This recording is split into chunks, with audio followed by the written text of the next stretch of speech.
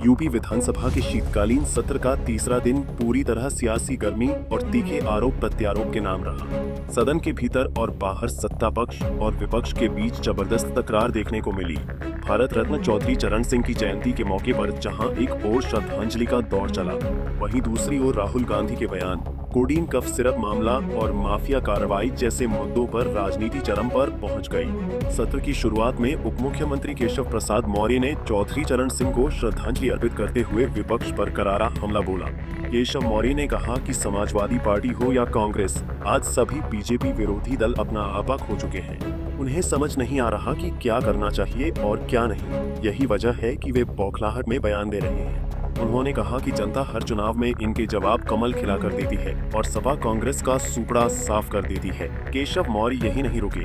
उन्होंने सपा मुखिया अखिलेश यादव पर सीधा हमला बोलते हुए कहा कि बिहार चुनाव में हार के बाद अखिलेश यादव पूरी तरह संतुलन खो चुके हैं। वे जनता से दूर और गुंडे अपराधियों के करीब हो गए हैं। इसी बीच राहुल गांधी के जर्मनी में दिए गए बयान को लेकर भी सदन में राजनीतिक भूचाल आ गया। केशव मौर्य ने राहुल गांधी पर तीखा पलटवार करते हुए कहा कि देश के नेता विपक्ष की सोच अब अलगाववादी नेताओं जैसी हो गई है। विदेशी धरती से भारत की संवैधानिक संस्थाओं पर सवाल उठाना उनकी हताशा और निराशा को दर्शाता है। उन्होंने कहा कि ऐसे बयान देने वालों को इस जन्म में प्रधानमंत्री की कुर्सी नसीब नहीं होगी। देश के नेता विपक्ष की बुद्धि देश विरोधी नेताओं की तरह हो गई है, अलगाववादी नेताओं की तरह हो गई है। भारत की संवैधानिक संस्थाओं को विदेशी धरती से निशाना बनाना, सत्ता वियोग में विचलित हो जाने के कारण इस जन्म में अब प्रधानमंत्री की कुर्सी नसीब नहीं होगी, ऐसा मान करके हताशा और निराशा में दिया गया श्री राहुल गांधी जी का जो जर्मनी की धरती से बयान है, उसकी कड़े शब्दों में निंदा करते हैं, तत्काल माफ़ी मांगने की मांग करते हैं और उनके अंदर दम है तो कांग्रेस आकर के बूथ पे लड़े, राज्यों के विधानसभा में लड़े, निकायों के पंचायतों के चुनाव में लड़े। मेहनत भारतीय जनता पार्टी का कार्यकर्ता करेगा और कांग्रेस या समाजवादी पार्टी या टीएमसी जीतेगी, ये नहीं हो सकता है। भारतीय जनता पार्टी का कार्यकर्ता मेहनत करेगा तो कमल का फूल खिलेगा। भाजपा की सरकार 2047 तक देश में, प्रदेश में, उत्तर प्रदेश की मैं बात कर रहा हूं, और जिन प्रदेशों में नहीं है वहां पर भी बनेगी। देखिए, समाजवादी पार्टी की मैंने कहा, उनके मुखिया श्री अखिलेश यादव जी की बुद्धि बहुत खराब हो गई। जब से बिहार चुनाव हार करके आए हैं तब से वो अपने संतुलन को वो पूरी तरह से खो चुके हैं। वो मुंगेरी लाल के हसीन सपने देखते थे कि उत्तर प्रदेश की सत्ता में 2027 में आ जाएंगे, लेकिन अब 2027 में एक कार में बैठ करके सैफई वापस जा सकने वाली संख्या ही उनके विधायकों की रहने की संभावना है, क्योंकि वह जनता से बहुत दूर हो चुके हैं, गुंडों, अपराधियों, माफियाओं के बहुत नज़दीक हो चुके हैं।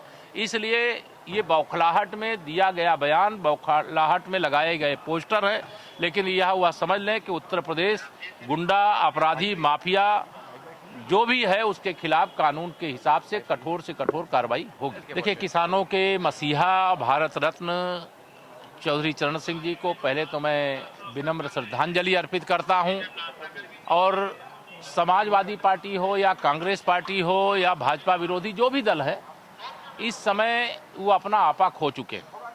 वो क्या करना चाहिए यह भी उनके समझ में नहीं आता है, इसलिए इस प्रकार की चीज़ें वो करते रहते हैं। लेकिन उनकी इन हरकतों का जवाब जनता चुनाव में कमल खिला करके देती है। सपा हो, कांग्रेस हो, इनका सुपड़ा साफ करके देती है। वहीं कांग्रेस की विधानमंडल दल की नेता आराधना मिश्र ने केशव मौर्य के बयान पर पलटवार किया। उन्होंने कोडीन कफ सिरप मामले को लेकर कहा कि यह अंतर्राज्यीय और अंतर्राष्ट्रीय मामला है, जिसकी जांच सुप्रीम कोर्ट की निगरानी में सीबीआई से होनी चाहिए। राहुल गांधी के बयान पर टिप्पणी करते हुए उन्होंने कहा कि केशव मौर्य को प्रधानमंत्री की विदेश यात्राओं पर भी सवाल उठाने चाहिए, क्योंकि संसद सत्र के दौरान प्रधानमंत्री देश से बाहर रहे।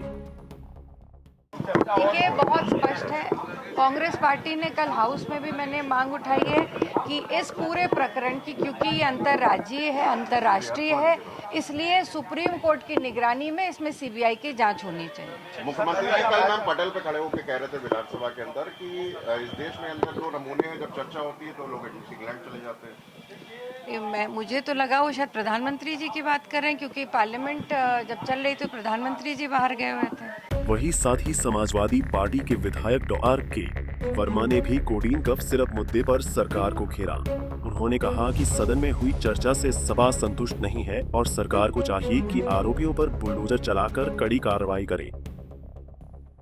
देखिए, कल कोडीन पर भी गंभीर चर्चा हुई और सरकार ने सही सवालों का जवाब नहीं दिया और वंदे मातरम पर चर्चा खुद भारतीय जनता पार्टी की सरकार ले करके आई थी। लेकिन जब ये पूछा गया कि चाहे भारतीय जनता पार्टी हो या राष्ट्रीय स्वयंसेवक संघ हो या आपका भारतीय राष्ट्रीय जनसंघ हो, लेकिन किसी भी एक व्यक्ति का नाम आप नहीं बता सकते हैं जिसने वंदे मातरम का गीत गा करके सीने पर गोलियां खाई हो, फांसी का फंदा चूमा हो, आजीवन कारावास झेला हो। यह भारतीय जनता पार्टी के इतिहास में नहीं है।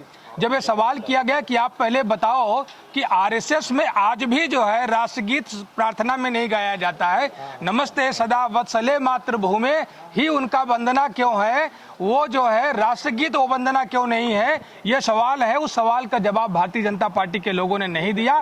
आज लोक सेवा आयोग के द्वारा जो आरक्षण में विसंगतियां की जा रही हैं, जो पिछड़े अनुसूचित समाज के लोगों को आरक्षण से वंचित करने का काम किया जा रहा, बड़े बड़े आयोगों में जो आरक्षण के हत्यारों को नामित किया गया है, वो पिछड़े और दलित समाज के लोगों को आरक्षण का हक छीनने का काम कर रहे हैं। आज उस पर चर्चा कराने का काम करेंगे। इसी क्रम में लखनऊ सरोजनी नगर से बीजेपी विधायक राजेश्वर सिंह ने राहुल गांधी के जर्मनी बयान पर तीखा प्रहार किया। उन्होंने कहा कि राहुल गांधी से पूछा जाना चाहिए कि जब उनकी सरकार थी तब इमरजेंसी कैसे लगाई गई और क्या उसका दुरुपयोग नहीं हुआ। उन्होंने याद दिलाया कि सुप्रीम कोर्ट ने सीबीआई को लेकर क्यों टिप्पणियां की थी। राजेश्वर सिंह ने समाजवादी पार्टी पर माफियाओं को संरक्षण देने का आरोप लगाते हुए कहा कि जब सपा की सरकार थी तब खनन, वन, शिक्षा और अपराध से जुड़े माफिया सक्रिय थे। आज जब उन पर कार्रवाई हो रही है तो सपा बेचैन हो गई है।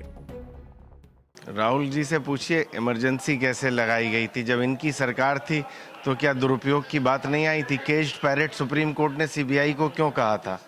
उनसे भी पूछिए। दूसरे पे आरोप लगाना बहुत आसान है।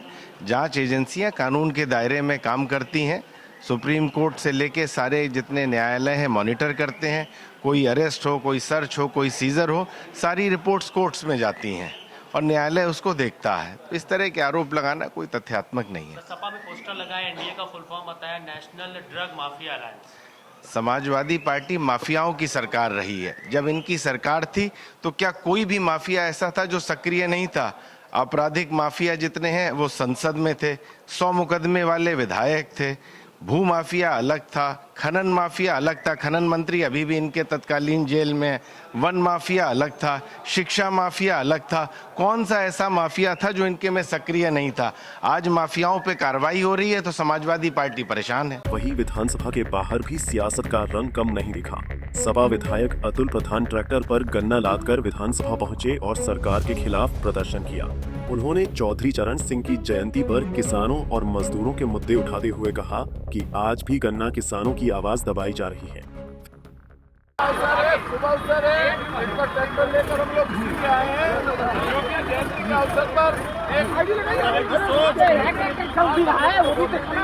और इस चीज को लेकर ये बताना था कि ये पूरी सरकार भ्रष्टाचार किसान विरोधी है। चौधरी साहब ने जो किसानों की बात की, मजदूरों की बात की, ये उसके खिलाफ की सरकार है और कैसी है माफियाओं की, कैसी है ऐसे लोगों की जो फिलहाल यूपी विधानसभा के तीसरे दिन साफ हो गया कि आने वाले दिनों में सियासत का तापमान और बढ़ेगा। सत्ता पक्ष आक्रामक है तो विपक्ष भी सड़क से सदन तक संघर्ष के मूड में नजर आ रहा है। पंजाब केसरी टीवी के लिए लखनऊ से अनिल सैनी की रिपोर्ट।